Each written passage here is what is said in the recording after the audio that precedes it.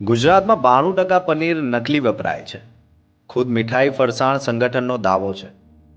નમસ્કાર દર્શક મિત્રો, ગુજરાત વંદનમાં આપ સૌનું સ્વાગત છે.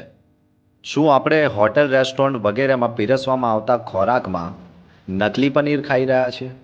આ સવાલનો જવાબ કદાચ હામાં છે, કેમ કે ગુજરાત મીઠાઈ ફરસાણ એસોસિએશનના પ્રમુખ કિશોરભાઈ શેઠે એસોસિએશનની એક બેઠકમાં એક ચોંકાવનારી જાણકારી શેર કરી છે કે ગુજરાતમાં આવતું પનીર 92% નકલી હોય છે.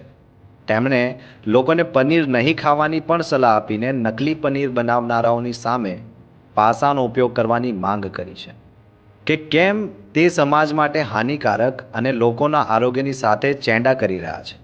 તેમની વાતને અનુમોદન આપીએ અને સરકારને પણ અને ખાસ કરીને ફૂડ અને ડ્રગ્સ વિભાગે કડક કાર્યવાહી કરવી જોઈએ અને જે કોઈ નકલી પનીર બનાવતા પકડાય તેમની સામે પાસાનો ઉપયોગ કરતા અચકાવવું જોઈએ નહીં.